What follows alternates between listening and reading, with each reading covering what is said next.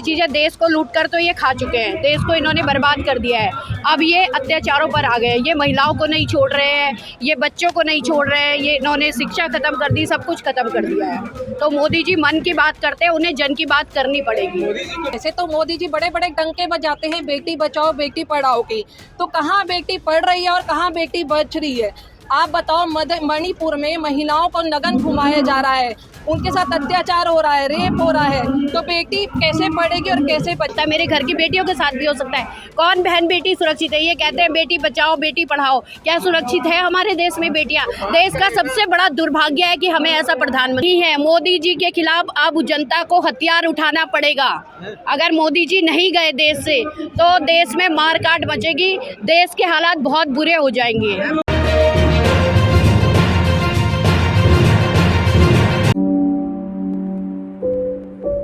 विपक्ष को आरोप लगाने ही कहाँ देते हैं। विपक्ष जब आवाज उठाता है तो या तो उसको जेल में डाल देते हैं या फिर पूरे सत्र के लिए निलंबित कर देते हैं। आज मणिपुर में जो हिंसा हो रही है, वैसे तो मोदी जी बड़े बड़े डंके बजाते हैं बेटी बचाओ बेटी पढ़ाओ की, तो कहाँ बेटी पढ़ रही है और कहाँ बेटी बच रही है?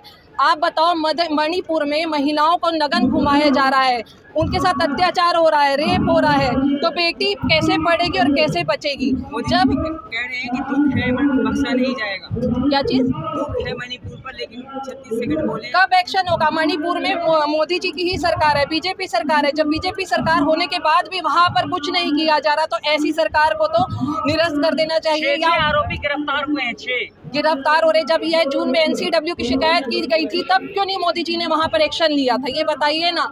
अगर शिक्षा की बात करें तो अगर मोदी जी कहते हैं कि बेटी बचाओ बेटी पढ़ाओ, बेटियों को पढ़ाने की बात आती है तो जो हमारे शिक्षा मंत्री हैं उनको जेल में डाला जाता है, और जहाँ पे इनकी सरकार है वहाँ पे महिलाओं के ऊपर ऐसा अत्याचार किया जा रहा है। तो ऐसी सरकार को तो अपना निलंबित कर देना चाहिए या अपना वो इस्तीफा दे देना चाहिए उनको। मोदी जी राजस्थान में कहते हैं कि डबल इंजन सरकार को मजबूत करें, कैसे देखते? तो और जगह पे भी तो डबल इंजन सरकार है, केंद्र में भी डबल इंजन, केंद्र में भी सरकार है और मणिपुर में भी मोदी जी की सरकार है, बीजेपी सरकार है, डबल इंजन सरकार है। यहाँ पर तो वो कुछ नहीं कर पा रहे। लाल किला से सिंह को बर्खास्त कर दिया गया है बोलने पर, तो विपक्ष वो यही चाहते हैं, विपक्ष होना ही नहीं चाहिए। जब विपक्ष आवाज उठाएगा तो या तो उसे निलंबित कर देते हैं या सत्र से पूरा निकाल देते हैं या फिर जेल में डाल देते हैं। आज हमारे स्वास्थ्य मंत्री, शिक्षा मंत्री, सबको उन्होंने जेल में डाल दिया। तानाशाही सरकार चल रही है मोदी जी की। सरकार कह रही है कि विपक्ष राजनीति कर रही है, संसद चलने नहीं देगी। ये पूरी जनता देख रही है, पूरा हिंदुस्तान देख रहा है कि कौन राजनीति कर रहा है कौन नहीं कर रहा। मणिपुर में जो हो रहा है वो लाइव हो रहा है, महिलाओं पे अत्याचार हो रहा है, जगह जगह पे अत्याचार हो रहा है, मोदी जी कुछ नहीं कर पा रहे। और मीडिया क्या दिखा रही है? सीमा हैदर, पाकिस्तान। जो चीज मीडिया को दिखानी चाहिए वो मीडिया नहीं दिखा रही। मणिपुर में जो इतने अत्याचार महिलाओं के साथ हो रहे हैं मीडिया नहीं दिखा रही, उसको दबाया जा रहा है, लेकिन एक पाकिस्तानी महिला जो आई है उसका वो वहाँ पर दिखाया जा रहा है। चुप्पी का कारण क्या है? मणिपुर इतने पिछले टाइम से करीब 3 महीने से जल रहा है, लेकिन चुप्पी के कारण क्या है? क्योंकि वहाँ पर बीजेपी की सरकार है, कुछ नहीं कर पा रही। क्या लगता है मैम कि डबल इंजन की सरकार फेल हो चुकी है? बिल्कुल फेल हो चुकी है। देखिए, जहाँ जहाँ पे भाजपा की सरकार है वहाँ पर सब फेल हो चुकी है, और जहाँ पर विपक्ष आवाज उठाता है, जैसे कल सत्र में संजय सिंह जी ने आवाज उठाई तो उनको निलंबित कर दिया, उनको सत्र से निकाल दिया। हमारे देश में अब अपनी बेटियों को नंगा किया जाता है, परेड कराया जाता है। देखिए, ये तो अब जनता जान चुकी है कि कौन नौटंकी कर रहा है और कौन हिंदुस्तान को आगे बढ़ाने का काम कर रहा है, महिलाओं की सुरक्षा कर रहा है।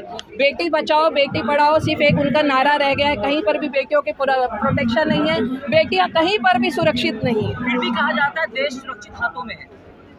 देखिए, कहने से क्या होता है, ये तो लाइव आपको दिख रहा है। यहाँ पर इतने लोग इकट्ठा हुए हैं, मणिपुर पूरा जल रहा है, और जगह पर भी आप देख सकते हैं जहाँ जहाँ पे भाजपा की सरकार है वहाँ क्या अत्याचार हो रहे हैं। कहा जाता है कि मुसलमान टाइट है, हिंदू सुरक्षित है, और बीजेपी के पास सिर्फ एक ही मुद्दा है, हिंदू मुस्लिम।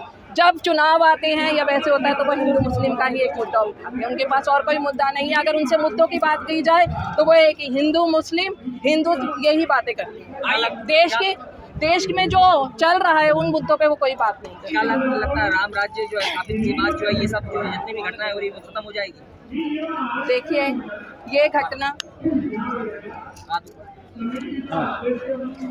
जी, जब तक जनता फैसला नहीं लेगी, सरकार सही नहीं चुनेगी, इस बार अरविंद केजरीवाल जी को आम आदमी पार्टी को मौका नहीं देगी, तब तक। पहले तो सबसे पहले जिसे बोलते हैं कि महिलाओं को माता माना जाता है, क्या ये हकीकत में इन्हें माता मानते हैं? नहीं मानते।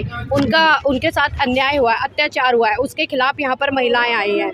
दूसरी चीज़ है, देश को लूट कर तो ये खा चुके हैं, देश को इन्होंने बर्बाद कर दिया है। अब ये अत्याचारों पर आ गए, ये महिलाओं को नहीं छोड़ रहे हैं, ये बच्चों को नहीं छोड़ रहे हैं, ये इन्होंने शिक्षा खत्म कर दी, सब कुछ खत्म कर दिया है। तो मोदी जी मन की बात करते हैं, उन्हें जन की बात करनी पड़ेगी। मोदी जी को पीड़ा बहुत हुआ, उन्होंने बोला मुझे बहुत पीड़ा हुआ है इस बात से। उन्हें क्या पीड़ा हुई? पहलवान हमारे बैठे थे, उन्होंने क्या साथ दिया? ब्रजभूषण घूम रहा है, आज़ाद घूम रहा है, महिलाएं निरस्त होकर घूम रही हैं, उनके खिलाफ मोदी जी ने क्या किया? पीड़ा होने से हम भी कहते हैं पीड़ा हुई है, लेकिन पीड़ा अगर होती उन्हें पीड़ा तो कुछ उपचार करते, कुछ बोलते, एक्शन लेते, लेकिन उन्होंने ऐसा नहीं किया। वो कहना अपराधियों को बख्शा नहीं जाएगा किसी भी हालत में, चाहे कुछ भी हो, कोई भी पहलू। अपराधियों को आज तक जितने अपराधी हैं, क्या उन्हें बख्शा गया? नहीं बख्शा गया। तो ये है बीजेपी की एक नीति है, जो भी अपराधी होगा वो अपने में शामिल कर देते हैं, उनके ऊपर कोई एक्शन नहीं लिया जाता है। और हम यहाँ पर आए हैं, हमारी बहन बेटियाँ जिनको निवस्त घुमाया गया है, उनके खिलाफ, उनके लिए हम लोग न्याय मांगने आए हैं। आप लोग राजनीति कर रहे हैं? हम राजनीति नहीं कर रहे हैं। मैं अगर एक महिला हूँ, एक महिला के लिए खड़ी होने आई हूँ। कल अगर किसी महिला के साथ, उस महिला के साथ हुआ है, मेरे साथ भी हो सकता है, मेरे घर की बेटियों के साथ भी हो सकता है। कौन बहन बेटी सुरक्षित है? ये कहते हैं बेटी बचाओ बेटी पढ़ाओ, क्या सुरक्षित है हमारे देश में बेटियाँ? देश का सबसे बड़ा दुर्भाग्य है कि हमें ऐसा प्रधानमंत्री मिला। विपक्ष की बात नहीं है, मोदी जी के खिलाफ अब जनता को हथियार उठाना पड़ेगा। अगर मोदी जी नहीं गए देश से तो देश में मारकाट मचेगी, देश के हालात बहुत बुरे हो जाएंगे। आप दंगा भड़काना चाहते हैं? दंगे तो भड़क ही रहे हैं, कहाँ दंगे नहीं हो रहे हैं बताइए ना, कहाँ दंगे नहीं हो रहे हैं? हर जगह दंगे हो रहे हैं। अभी इन्होंने दिल्ली को बाढ़ में डुबा दिया, कहाँ से ये पानी आया बताइए? चारों तरफ से पानी बंद करके इन्होंने दिल्ली में छोड़ा, क्या थी ये? राजनीति नहीं थी? नहीं हुई, बिल्कुल नहीं। बहन बेटियां सुरक्षित थी। आज जहां देखो रेप हो रहे हैं, छोटी छोटी बच्चियों के साथ अन्याय हो रहा है, अत्याचार हो रहा है, ऐसा किसी भी पार्टी के राज में नहीं हुआ है। देखिए, महिलाओं को निर्वस्त्र घुमाया गया ये बात है, लेकिन महिलाओं की जो मंत्री स्मृति ईरानी है, ये क्यों नहीं आके सामने आगे कुछ बोलती है? स्मृति ईरानी जी की तो बात ही मत करिए। जब 400 रुपए का सिलेंडर था, रोड पर बैठी थी। आज 1200-1300 रुपए का सिलेंडर हो गया, आज कहाँ गायब है? किसकी आय बढ़ गई? आय सिर्फ इन लोगों की बड़ी होगी जो बीजेपी के नेता हैं, जो बीजेपी के लोग हैं, उनकी आय बड़ी होगी, क्योंकि वो काला धन जमा करते हैं। हम लोग आम आदमी वाले हैं, हम लोग एक सामान्य नागरिक है, ना हमारी आय बढ़ी है और ना हमें काला धन लेना है। स्मृति ईरानी जो है वो भी अपना दर्द जताएगी ट्वीट के माध्यम से। स्मृति ईरानी क्या दर्द जताएगी? उनकी बेटी तो खुद बारबाला थी, वो क्या दर्द जताएगी? क्या लगता है 2024 में क्या मोदी जी का सफाया होगा। क्या बीजेपी के नेता कारोबार भी ना करें? बीजेपी के नेता बीजेपी के नेता क्या कर रहे हैं? ये कारोबार है, ये कारोबार है।